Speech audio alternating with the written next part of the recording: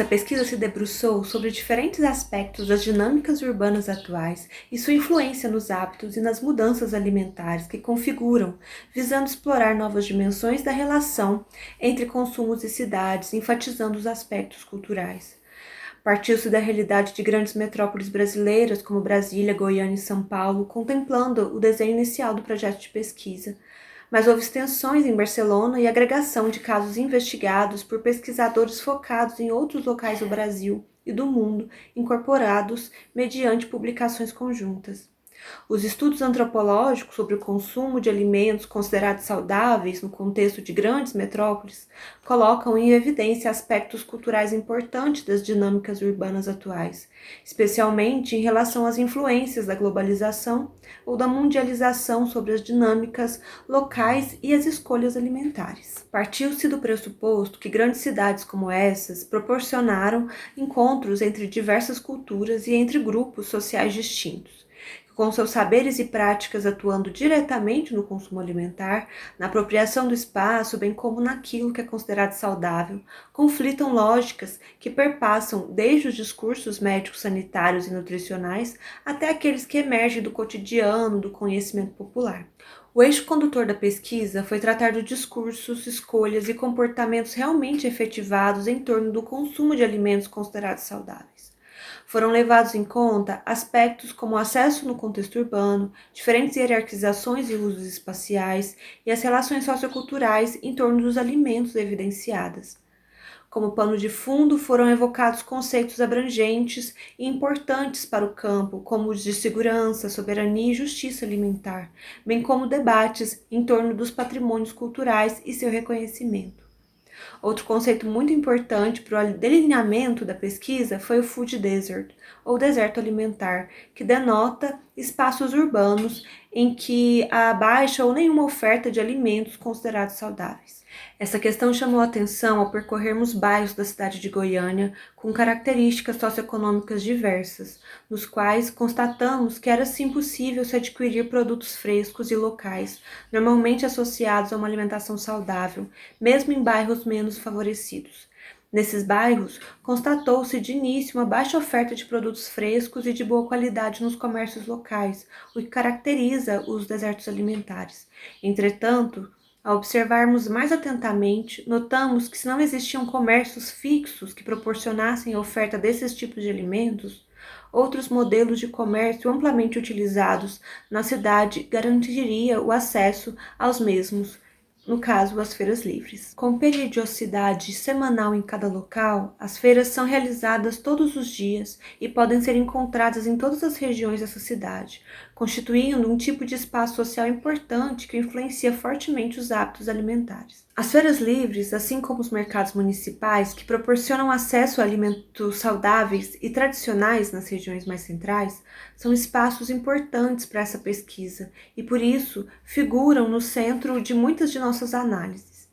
E isso, em especial, porque constituem cenários alimentares que servem como modelos para a observação dos fenômenos aqui em vista, as escolhas e hábitos alimentares, assim como os discursos que permeiam as noções de alimentação saudável. Como constatado, nessas noções combinam discursos médicos sanitários e nutricionais com saberes populares e práticas caseiras, e ainda influências diversas do senso comum, tal como se pode verificar em especial a partir das mídias sociais, revelando enorme gama de referências que determinam o que é considerado ou não um alimento saudável. Uma análise ampliada dessa questão foi levada a cabo nessa pesquisa e em vários dos estudos que a esta se somaram,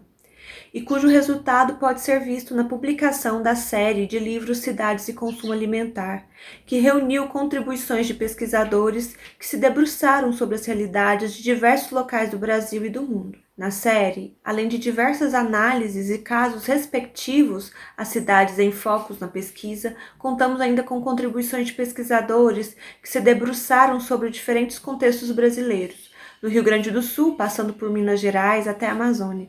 e internacionais, como o Peru, passando por Portugal e Espanha até o Reino Unido.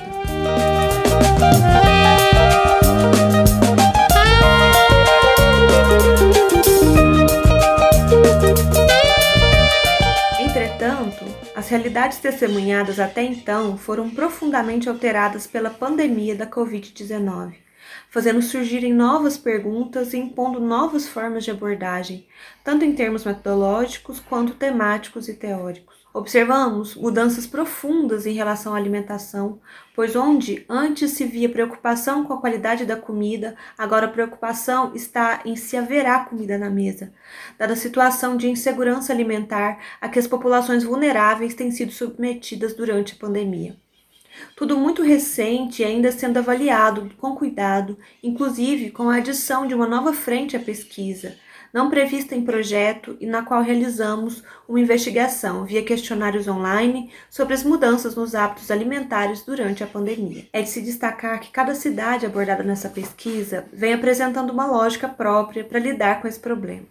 E culturalmente, pensando a alimentação, essa diferença não pode ser analisada somente em termos econômicos ou estatísticos, pois traz questões que vão além da mensurabilidade dos números e nutrientes, envolvendo desde histórias locais, relações com ambientes e trajetórias de sujeitos, até aspectos do biopoder exercido pelos discursos hegemônicos e pelo Estado. Vale lembrar que pouco se pode interferir nas estruturas de um sistema alimentar, pois quando não se faz as escolhas certas, o consumidor recebe pressões diversas, derivando disto, inclusive, uma preocupação das entidades públicas e privadas em criar mecanismos pedagógicos de controle e novas concepções de doença. Afinal, até que ponto o consumidor individual, sem vínculos a entidades políticas ou movimentos sociais, pode abalar um sistema alimentar? Estariam a surgir, nesse contexto pandêmico, formas novas de consumo, mais baseadas em localismos e que poderíamos classificar como sendo formas de consumo alternativo? Estes processos produzem impactos culturais e políticos profundos e duradouros?